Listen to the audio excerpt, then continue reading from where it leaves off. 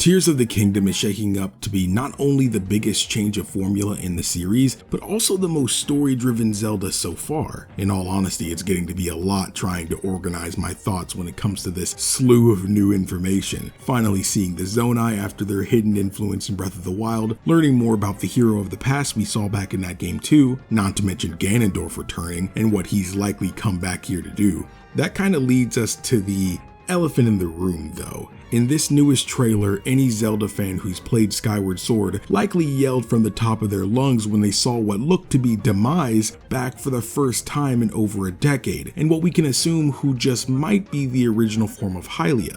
It's a lot to take in, so you may want to strap up for this one. With that being said though, I think it's best I preface this by saying that as of now, nothing is confirmed, since the game hasn't released yet. So basically, take all of this with a grain of salt, since this is nothing more than me pouring out my excitement and theoretical rambles. But if you're excited for this one and you want to see more Zelda content from me, let me know by leaving a like on this video and subscribe to the channel to make sure you don't miss a thing.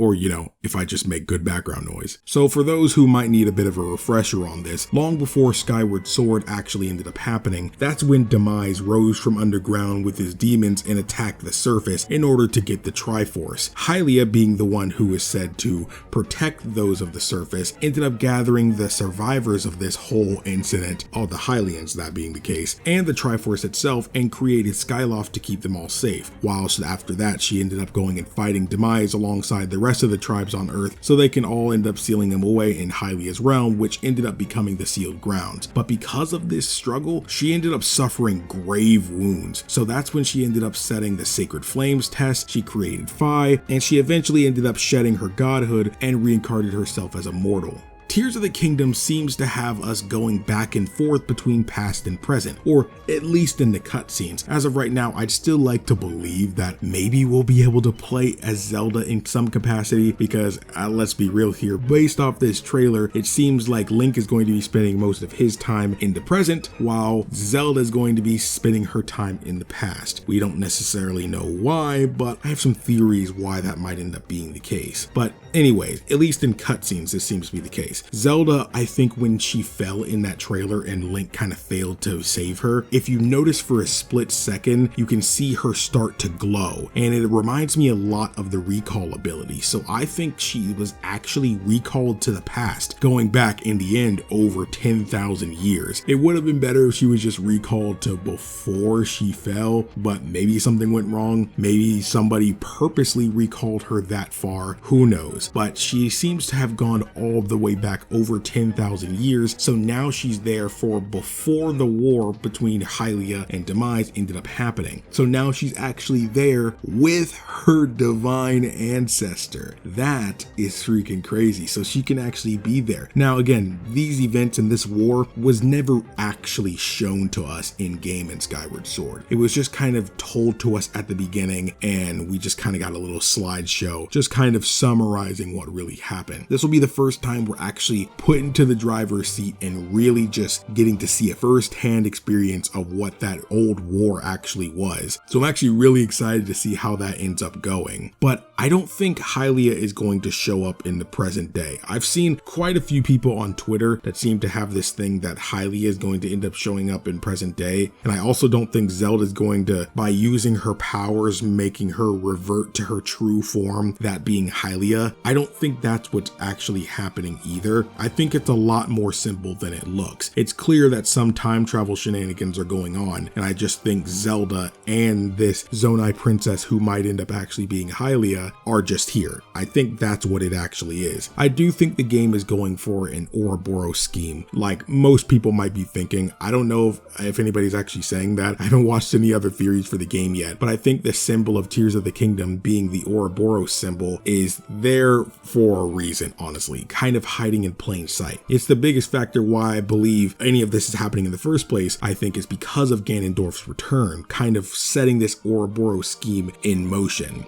Ganondorf, alongside many other villains of the franchise, are reincarnations of Demise's hatred. Unlike the situation of Wind Waker or Twilight Princess, I don't think this is a previous game's Ganondorf. I think it's simply one we haven't seen yet. But there's also the question of why Ganondorf was underneath Hyrule Castle in the first place. Again, diving even deeper into theory territory here, I think that when dealt a mortal blow by a previous hero, a previous king of Hyrule, finally just had enough. He wants to stop the reincarnations because, as we all know, he keeps coming back. Even if it's not always in the form of Ganondorf himself, there's always some big evil that is carrying on Demise's hatred. So in the end, what if he were to just stop it? So that's what I think might be happening here. The Zonai having a huge tie with the royal family, I'm assuming, kind of because if you really think about it, I think what supports this theory the most is how much of their culture was left behind for us to find back in Breath of the Wild. Their influence had to be incredible for Zonai architecture and design to be basically everywhere in that game. So I think they ended up using Zonai technology or magic to bind Ganondorf's spirit to keep it from moving on and preventing him from reincarnating. So as long as he's down there uninterrupted, this whole thing with Demise and his hatred being reincarnated just kind of can't happen. Though I think the possibility of his malice leaking through into the world was likely a scenario they didn't anticipate, hence Calamity Ganon and all the times he came about, including the situation 100 years ago. But now for the really deep stuff. I think when Ganondorf awakens in the present in Tears of the Kingdom, he's gonna have some kind of spiritual link with Demise back in the past, and Demise having access to knowledge of the future alongside a vassal to do his bidding in the present, he thinks it'll allow him to rule Hyrule over all time. I mean,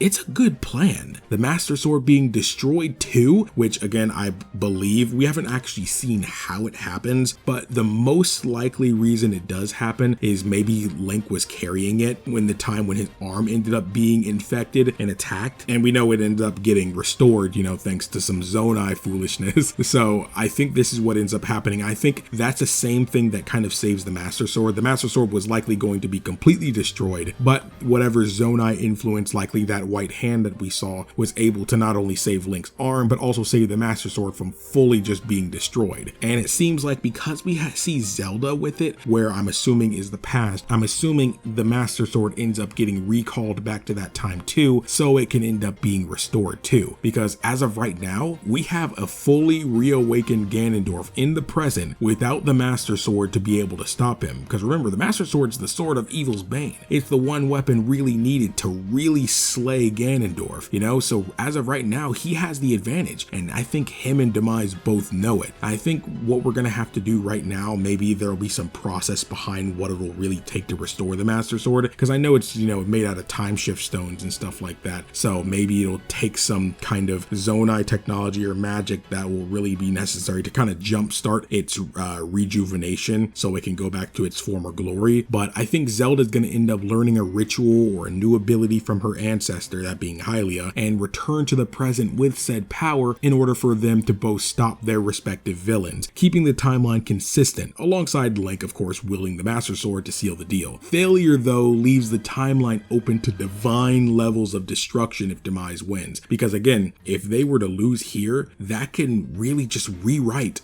all of the Zelda franchise. This whole franchise only ended up happening because all this ended up happening with the war, and they ended up beating Demise back in Skyward Sword. This is only possible, the whole franchise is only possible because these things happened the way they did. And if one thing were to change, that can change the outcomes of practically every game in this franchise. And I don't know if I believe in Nintendo enough to be bold enough to just straight up give us the hero fails. Now I know the hero fails timeline is already a thing, but we never really got to see that failure and have to live through it. There are other games in that timeline, but we've never really had a game where Link just definitively lost, and I don't think they're bold enough to do that here, especially with it being a sequel to the best-selling Zelda game of all time and dang near the best-selling game from Nintendo. So I think that they're going to not go that route, despite how cool it might end up being. Maybe we'll even have multiple endings we can be able to see. I think that'd be pretty cool, because I think one of the DS Zelda games did something similar, but I digress. I think the timeline is already likely in peril due to Zelda and the Master Sword being sent there at all in the past. But I don't know, man. There's too many variables to really be able to account for everything that's technically possible, especially when it's, Zelda isn't any stranger to diving into time travel and stuff like that. But when we really think about it, time travel leaves us with so many different things that can happen that we just gotta be careful, man. I don't know what's really going to come about by the end of Tears of the Kingdom, but all I can say is this game is going to make or break the timeline, and it's gonna really set a standard for what to expect for every game afterwards. So what do you all think? Do you guys kind of agree with anything I said? I know I kind of jumped all over the place, rambling here and there, all that kinds of stuff. But at this point, with all the information we have, that's kind of what's to be expected, I guess. But I don't know. Let me know what you all think. Do you think that, we're going to have Demise and Ganondorf teaming up together to try to rule all of time? Or do you think they're going to be two separate issues we'll have to handle at two separate occasions with two separate casts, I guess? Let me know down in the comments. I don't care how wild the theory is. Let me know. Feel free to discuss it with each other in the comments because I'd love to participate. But again, if you'd like more Zelda content from me, feel free to subscribe to the channel. That way you'll never miss another bit of that content ever again. And liking this video will let me know that you guys would want to see more theories in particular, because I used to do theories a lot, but I'm not gonna lie, it's been a long time since I've really done a proper theory video, so I felt a bit nervous, a little, not really in the game here. So if you guys were to show that you enjoyed this video, it'll let me know that I did well enough to likely consider doing more of these. But thank you all so much for watching. My name is KingdomAce. Remember, everyone, to play some games, have some fun, and enjoy your day today.